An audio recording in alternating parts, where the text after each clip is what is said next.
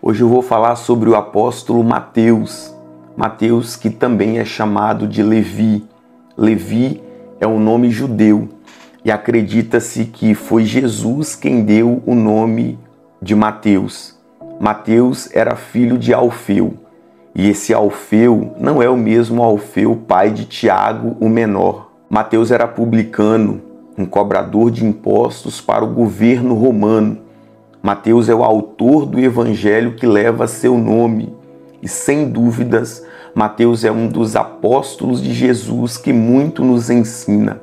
No evangelho que escreveu, mencionou seu nome apenas 2 vezes, na ocasião do seu chamado e na ocasião da escolha dos 12 apóstolos. Não tinha como ele deixar o nome dele sem mencionar.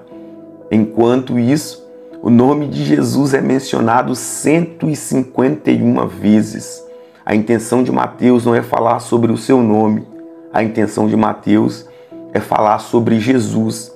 E falar sobre Jesus como rei aos judeus. De todos os eventos que envolvem o nome de Mateus, sem dúvidas, o seu chamado é o mais marcante de todos.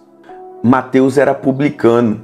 Os publicanos eram homens que compraram do Império Romano o direito de cobrar impostos e utilizavam-se desse direito para extorquir do povo judeu dinheiro para encher os cofres romanos e também encher os seus próprios bolsos. Com frequência, esses publicanos arrancavam dinheiro das pessoas à força, utilizando-se de capangas e homens para os auxiliarem. Quase todos os publicanos eram salafrários desprezíveis, odiosos e sem princípios. Não sabemos se esse era o caso de Mateus, mas podemos entender que Mateus certamente tinha uma receita mensal considerável. Financeiramente, Mateus ele era estabilizado. Havia 2 tipos de coletores de impostos naquela época, os gabai e os moques. Os gabai coletavam impostos gerais, os impostos majoritários, sobre propriedades, sobre receitas, sobre rendas, enquanto os moques coletavam impostos sobre importações, exportações, sobre bens transportados nas estradas. Quando Jesus encontrou Mateus, Mateus estava na estrada, em uma alfândega, em uma coletoria na estrada. Os moques ainda eram classificados em grande moque e pequeno moque.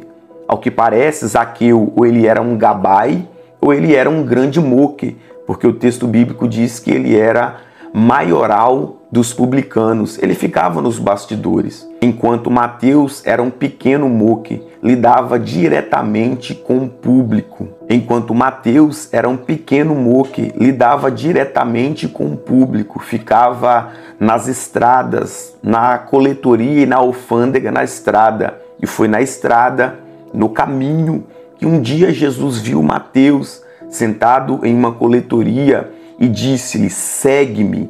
Mateus se levantou e seguiu Jesus.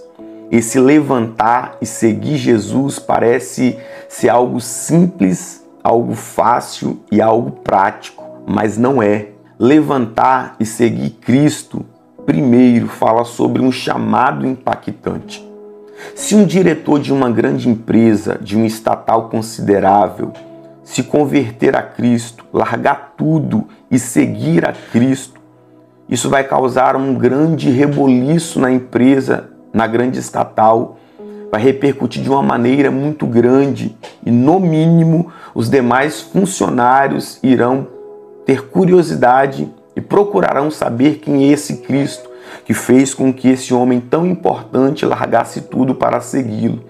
Quando Mateus seguiu Jesus, Zaqueu ainda não tinha tido um encontro com Cristo. Zaqueu, o maioral dos publicanos, um chefe de Mateus, ele ainda não havia tido encontro com Cristo, porque isso só aconteceu algum tempo mais tarde. Logo, Mateus não teve a influência de nenhum homem importante. Ele foi impactado por uma palavra e por um chamado poderoso de Jesus, porque de fato o chamado de Jesus é impactante. Levantar E seguir Jesus fala também sobre um caminho sem volta.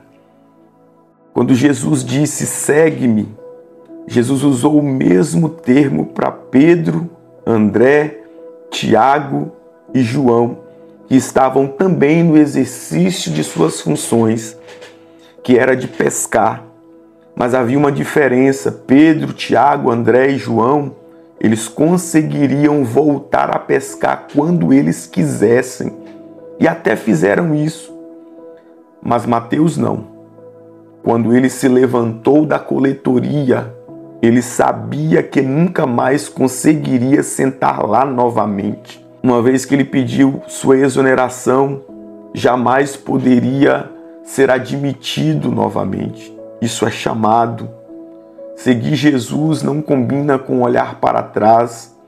Quem atendeu ao chamado não pode retroceder. Quem de fato aceitou o ministério não enxerga a possibilidade de retornar ao ofício anterior. A cadeira da alfândega que você deixou, a cadeira da alfândega que você abandonou, já tem outro no seu lugar, mas seu chamado ninguém pode ocupar por você. Não tem como retroceder. Ministério é um caminho sem volta. Não tem como retroceder.